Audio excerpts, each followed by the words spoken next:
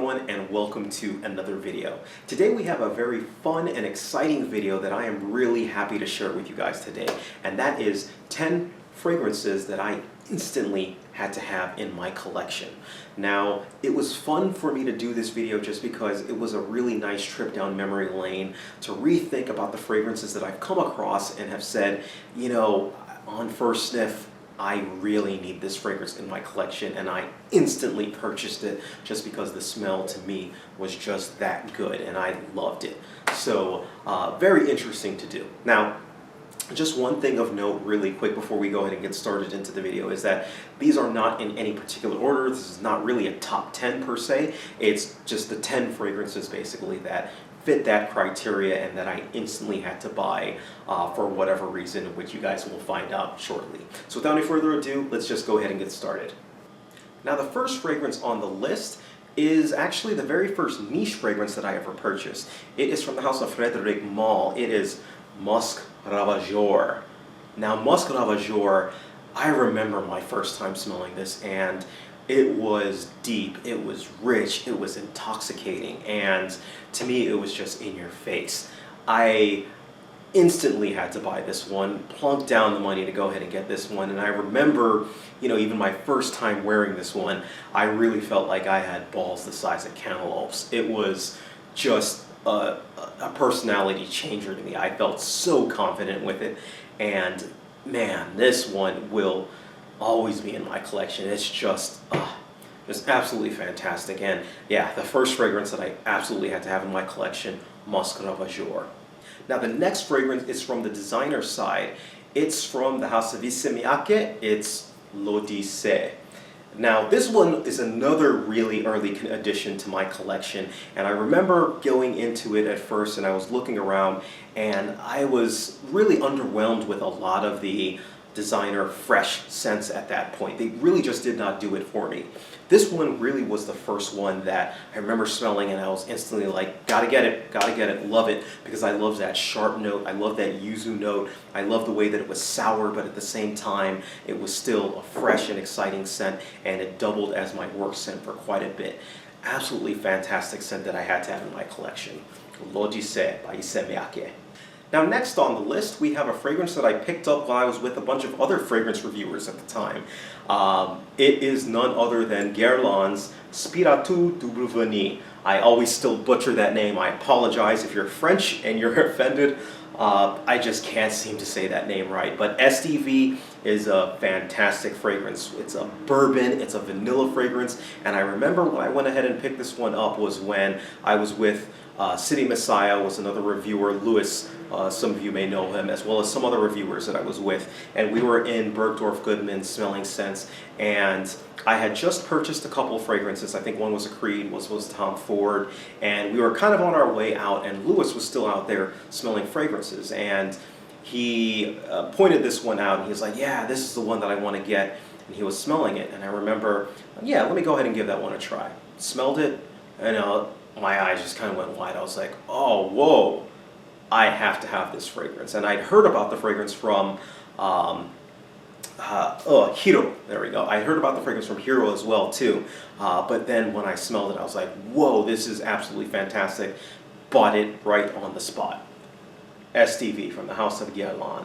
Now, this next fragrance is a little bit of an anomaly. I wasn't with anyone, and I wasn't really even gunning for this fragrance when I came across it.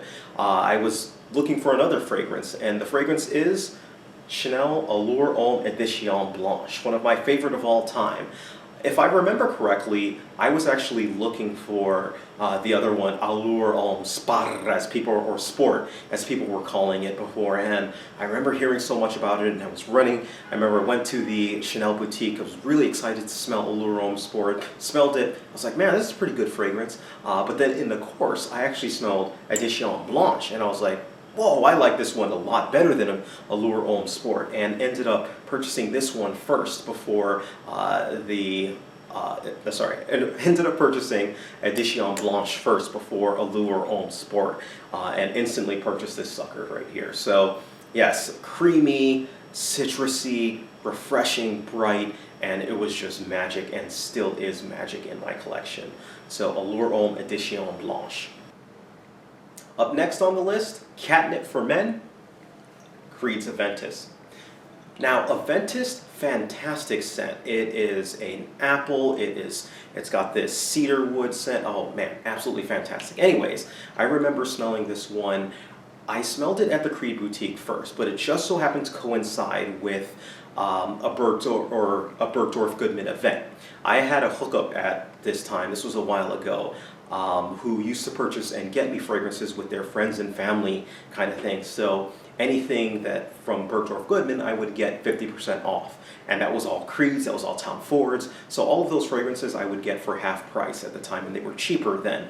So I would go ahead and pick up this fragrance. And that's actually where I got this one, because it just happened to coincide at the time. But so it was an instant purchase for me, absolutely loved it, Creed's Aventus. Now this next fragrance is another fragrance that I purchased while other reviewers were there. It's from the house of Terre de Hermès, or from the house of Hermès, Terre de Hermès Eau Très Fraîche, or Eau Très Fraîche, or Eau Fraîche is just what I call it. Anyways, fantastic scent. It is like Terre de Hermès, only fresh, sharp, citrusy, fantastic. I remember I purchased this one while I was actually in London, and it was my first day there. I was really jet lagged at this point, and I ended up meeting Raj and Greggy Boy, and they showed me around to a couple places where I could smell the scents basically of London. It was absolutely fantastic of them and nice of them, and I remember coming across this one and I had to go ahead and purchase it. I was waffling back and forth and I was like, oh man, that's absolutely fantastic. Should I get it? Should I not? Should I get it? Should I not? And then my wife was like, yeah, why not just go ahead and get it? And I was like, all right, I'm gonna get it, and ended up purchasing this one. So Terre de Hermès Eau Très Fraîche. Now the next fragrance on the list is a fragrance that I remember picking up because of my dissatisfaction with a lot of the fresher designer scents. That is Le Labo from our Bergamot 22 from Le Labo. Now this was love at first sniff. I remember another one that I purchased with reviewers. I think Frunkinator was there. I forgot who else was actually there, but I do remember picking this one up with other people around.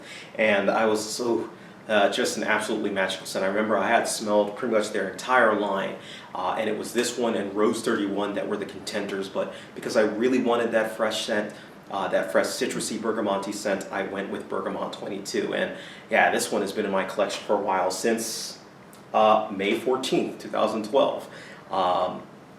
Fantastic fragrance. I'm probably going to end up getting a refill of this fragrance, which is unfortunate just because it's pretty expensive, so I've been sparingly using it, but I think I'm going to eventually run out. Anyways, I had to buy this one at first scent, Bergamot 22. Now this next fragrance is a little bit of a mistake. It's from the house of Meissen Francis Kurkdjian. We're talking about Aqua Universalis Forte. Why is this one a mistake? Well, I first smelled Aqua Universalis, not the Forte version, and I remember thinking, oh man, this is beautiful. It was a clean laundry type of smell. I really loved it. And I remember I had actually gone in with Frunkinator and a couple of my other reviewer friends on a split, and I'd gotten a pretty big size split of the Aqua Universalis. Anyways, at that same time I was like, man, I really love this fragrance, and when I came across the Forte version I was like, Aqua Universalis and Forte? Even better. Didn't even bother smelling Forte. A little bit of a mistake on my part, only because Forte is like a more flowery version of Aqua Universalis. I like Aqua Universalis, the cologne, better than I do the Forte version, and I figured it would just be a stronger version of the cologne version, which is slightly true, but not really. It's really its own scent. So yes, it was buy at first sniff, but at the same time, it's not really what I was expecting. To this day, I'm still kind of gunning for the original Aqua Universalis bottle. But anyways, Aqua Universalis Forte. Now the next fragrance is a fragrance that I have dubbed the best smelling fragrance, period, and that is Humanis from the house of Rappan. It is the best smelling fragrance, but it also has absolute crap for longevity. Anyways, the first time that I smelled it, I didn't care about any of that. All I did was I smelled it and I was like, oh, blown away. Absolutely fantastic. I was like, this scent, gotta have it. Done deal, bought it. And I think I bought this one from Mint, New York. That's where I actually got it from. And I remember absolutely happy taking it home, and I'm wearing it, I'm going out, and I'm like, after a while, about 2-3 hours or so, it starts fading away. I'm like, oh, what the? And unfortunately, I was a little bit disappointed on that, but I still love the actual scent and still think that it's actually the best smelling scent. If we could only get the longevity longer, I would be sharpening this to the clouds that this is the best smelling scent. Humanix from House of Frepan. And finally, we have probably a fragrance that helps really kickstart the addiction to fragrances. We have Pure Malt from Terre Mugler. Now, why was Pure Malt the Kickstarter for this? At that point, I remember having Angel Men. This was a long time ago. I remember having Angel Men in my collection, and that was probably the boldest actual scent that I had. And then I remember hearing, well, there's a flanker to it that has malt whiskey, in it, and that's kind of mixed in. I was like, oh, well, isn't that interesting? And I remember smelling it for the first time and being, okay, gotta go get it. And I went ahead and purchased my first bottle. It wasn't this bottle, but I purchased my first bottle of Pure Malt off somebody just because I was like, gotta have it in my collection. Love the scent, absolutely fantastic. And it started my love for the Mugler Pure line, and since then I've pretty much purchased almost every single one of them. But anyways, Pure Malt. So those are 10 fragrances that I absolutely had to have in my collection. I'm curious from you guys, what are some fragrances, or what are fragrances that you instantly purchased, that you instantly bought just because they were so good to you? Those are my fragrances. There's a couple more, but I just wanted to keep it to 10. And that's essentially what it is, all right? So let me know what your thoughts are, guys, and I'm interested in hearing of it. I love kind of stories like that just because it really rekindles my fragrance love, if you will, all right? Thank you guys. Take care of yourselves, and you guys have a great day.